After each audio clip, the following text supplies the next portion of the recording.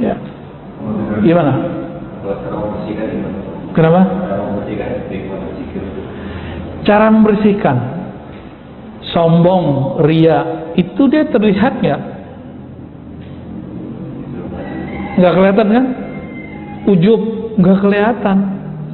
Karena nggak kelihatan, dia nggak cukup dengan istighfar lisan. Dia perlu istighfar batin. Ya. Kan ada ungkapan likulli syai'in siqala wa siqalatul qalbi zikrullah. Setiap sesuatu ada pembersihnya. Pembersih kalbu zikrullah. Ya, khairur rizq ma yakhfi. Ini asar semua ya. Asarnya sahih. Sebaik-baik rezeki yang cukup. Wa khairuz zikr al-khafi. Sebaik-baik zikir yang khafi. Karena itu yang menyembuhkan bibit-bibit penyakit yang ada di dalam kalbu. Jadi wajib, menurut saya ini wajib belajar zikir khafi, zikir kalbu itu wajib. Dalilnya di Quran surat Al-A'raf ayat 205, wazkur rabbaka fi nafsik. Sebut nama Rabbmu di dalam dirimu. Nah, inilah zikir khafi, nggak bersuara, lidah nggak berkalam, mata pun tidak dibuka. Dia sibuk membersihkan, ngebom, membabat habis itu. Kalau nggak pakai ini, nggak akan ada caranya. Ibarat dokter, ini penyakit dalam harus dibedah nggak? Pembedahannya pakai zikir khafi. Nggak bisa pakai obat luar, Pak. Nggak bisa. Itu sebabnya oleh kalangan thariqat tertentu seperti Naqsyabandiyah, Qadiriyah, Syadziliyah, Idrisiyah, ya, itu mereka punya semacam dosis berapa zikir dibaca di kalbu. Itu dosis lagi ngobatin kalbu itu. Ama orang yang nggak paham terus tertipu oleh dalil, padahal dalil maksudnya bukan membatasi, bukan juga melarang menyebutkan angka. Dia kemudian membid'ahkan angka-angka itu. Padahal sahabat Nabi ada yang berzikir dengan angka, bahkan Nabi juga mencontohkan dengan angka 33, 34, 70, 100. Lalu Nabi mengatakan di hari kiamat tidak ada yang afdal dari dia kecuali orang yang aksar minhu, yang berzikir lebih banyak daripada dia. Ada di Sahih Bukhari ya, tentang zikir la ilaha illallah wa la syarikalah. Jadi obatnya mesti di zikir khafi. Nabi coba Pak, apa rahasianya beliau berkhalwat di Gua Hira? Kan gak kelihatan sama orang. Itu zikir ruhnya lebih tinggi lagi dari zikir kalbu. Nah, itu rahasia beliau itu ya, barangkali nanti kalau imam akhir zamannya keluar, baru tuh zikir itu diajarin Pak. Zikir apa sih di kalbu Nabi? Apa di ruhnya Nabi? Yang kita dapat sekarang itu zikir kalbu aja, nyebut nama Allah, Asmaul Husna, cuma itu Pak obatnya, nggak ada lagi. Saya sudah mencari kemana-mana, kesimpulan saya begitu. Yang ngaji kitab enggak, ngaji kitab ini pengalaman saya ngaji kitab. Kalau kalbu saya belum dibenerin, setiap kali ngaji kitab saya menganggap kitab ini jadi bahan untuk debat nih. Yo, ini bisa untuk ngalahin kelompok fulan nih. Ini bisa untuk ngalahin kelompok ini nih, gitu Pak. Kalau kalbunya belum dibenerin, tanya aja dulu pernah jadi mahasiswa kan, sebagian besar kan pernah jadi mahasiswa. Kalau ketemu referensi yang bagus, terbersit nggak di hati? Wah, besok gue presentasi bisa bikin orang terpukau nih. Itu baru presentasi biasa Pak. Gimana kalau persoalan agama? Lebih gawat lagi. Makanya Imam Juwaini bilang, Al-Ghazali bahrun mughriq. Imam Ghazali itu kayak lautan ilmunya dan menenggelamkan siapa aja. Dan Imam Ghazali senang dengan pujian ini sebelum beliau tobat. Beliau nggak maksiat. Imam Ghazali itu nggak maksiat. Dia dosanya yang dia rasakan cuma dosa kalbu. Kok ya Ghazali ini aman dia nggak minum tua, dia nggak nakal, nggak narkobaan kayak gitu sekarang ya. Dia persoalannya apa? Dia merasa kayaknya ada nggak beres di hati saya. Semua gelar udah dapat, semua kekayaan udah dapat, pasangan yang cantik udah dapat, popularitas udah dapat, murid banyak udah dapat, di kampus sudah punya, apalagi dia kesepian, Pak. Orang kan semakin ke atas semakin kesepian. Di tengah kesepian itu ruhnya meminta, membimbing, harus cari teman, dan menjadilah dia temannya Allah, ahlullah, ya. Ini yang disebut rijalun la tulihim tijaratu wala bai'un an dzikrillah. Ya, orang-orang yang mereka enggak sepi kalbunya dari mengingat Allah. Ada yang ditanyain, Ustaz? Cukup.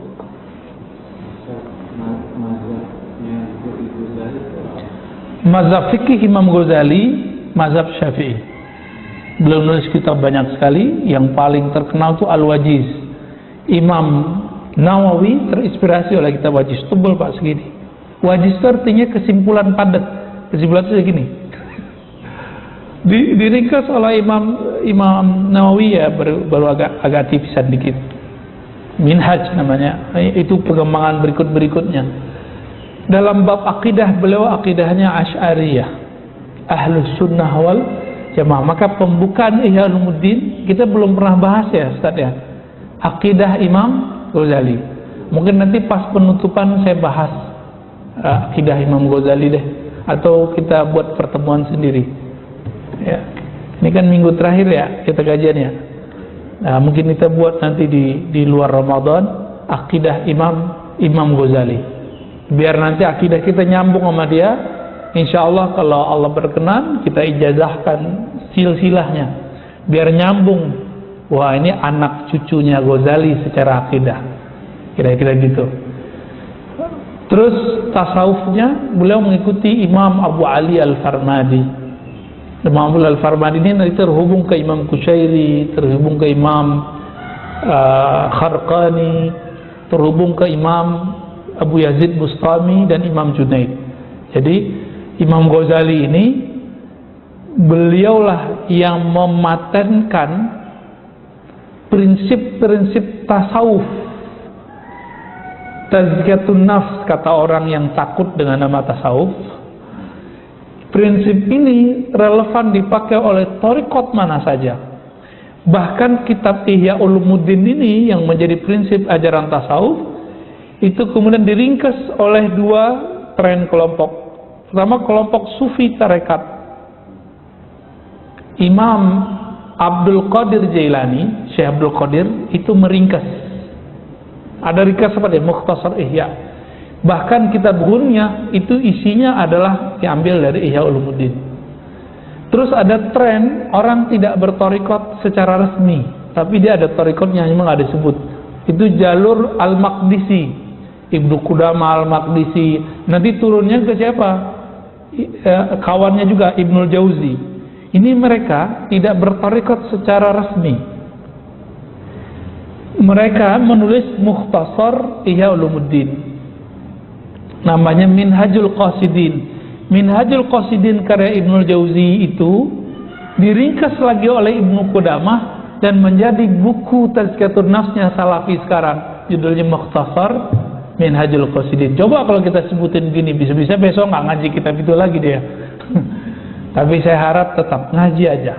Jangan cuma karena nama-nama begini kita kemudian menentang suatu kitab, ya. Nah, itu dia. Kadang kita temukan ada kelompok yang kebetulan cocok dengan satu guru dan sangat dengan guru tersebut akhirnya. Cuma kebetulan kadang-kadang dalam urusan ibadah bahkan muamalah kan guru ini agak berbeda dengan mayoritas yang lain, tapi dia berwajib sama ini Torikot? Enggak, aliran? Biasa urusan di luar torikot. Oke. Urusan apa ibadah biasa, kemudian muamalah gitu. Jadi arah-arah dari dia dua mainstream gitu. Akhirnya gitu. Jadi apakah termasuk orang-orang yang terpedaya? selama di kolbunya tidak merasa paling benar, tapi dia ingin benar. Selama di kolbunya tidak ada kebencian kepada orang yang berbeda faham, tapi dia masih toleransi kepada yang beda faham, itu boleh, nggak apa-apa. Cuma kalau dia sudah mengatakan inilah yang paling benar, wah gawat Pak, ya, itu sudah hijab paling bahaya, dia tertipu. Kebenaran itu kan milik Allah mutlak. Lalu kebenaran itu Allah bagi-bagi ke ulama, ada yang ke ahli akidah, ada yang ke ahli fikih. Di ahli akidah aja udah dua aliran besar ya, Asy'ariyah, Maturidiyah. Bahkan ada kelompok-kelompok ahli hadis yang mereka sebagian Asy'ari, sebagian Maturidi, sebagian buat karakter sendiri. Lalu ada kelompok fikih. Fikih itu ahli fikih ada ratusan. Yang terkenal, yang tersisa sekarang cuma 4. Di dalam yang 4 itu semua mazhab terdahulu udah ada. Mazhab Syafi'i aja Pak, itu udah cukup semua yang ada. Jadi kita itu nggak perlu pindah mazhab sebenarnya. Di mazhab Syafi'i sudah banyak perbedaan itu. Cuma yang Bapak tahu kan cuma satu model aja. Karena ustadz takut bikin fitnah, takut bikin kacau. Kalau saya nggak usah takut Pak, ya. Yang penting dijelasin nilai adabnya kalau berbeda pendapat dalam fikih. Apa adabnya? Kalau nggak ngerti diem. Lau sakatal jahil intahal khilaf. Seandainya orang nggak mengerti itu diam, tentu persoalan beres Pak. Ini kan karena yang nggak mengerti ini ngoceh aja ya. Kita mengkritisi balik orang yang membid'ahkan kita dengan teks-teks yang ada, kita disebut nuduh sama mereka. Ente tak nuduh kita. Loh kapan kita nuduh? Yang nuduh siapa? Kita ngomong begitu disebut play victim. Yang play victim siapa? Ya, itu kayak gitu-gitu mereka. Jadi kita pun kita nggak boleh merasa paling benar. Kita cuma katakan ya Allah, Engkau yang paling tahu kebenaran, kami berusaha mencapai kebenaran-Mu. Ya, semoga kita meninggal dalam kebenaran itu aja. Nggak boleh dominasi. Jadi selama dia tidak mendominasi kebenaran, mengatakan otoritas kebenaran ada pada gurunya saja, silakan Pak, sok. Silakan. Cukup ya? Yuk, silakan. Oh ada. Assalamualaikum warahmatullahi wabarakatuh. Saya kalau membaca Quran, menuntut Al-Quran sesuai dengan ajaran saya, Shadaqallahul azim. Tapi ada ulama yang mengatakan bid'ah. Oke. Itu bid'ah. Jadi mencari dalil benar. Iya. Ini pertanyaan bagus nih. Bapak kalau baca Quran selesai baca Shadaqallahul azim. Tapi ada ulama yang bilang bid'ah. Saya curiga dia bukan ulama Pak. Karena kalau ulama dia mengerti perbedaan itu. Kalau kita nggak ahli qiraat, jangan menghukumi bab qiraat dengan pemahaman kita yang terbatas ini. Yang paling mengerti tentang adab Quran siapa? Ya, yang paling mengerti hukum ahli fikih, yang mengerti ilmu qalbu ahli tasawuf, yang mengerti akidah ahli akidah.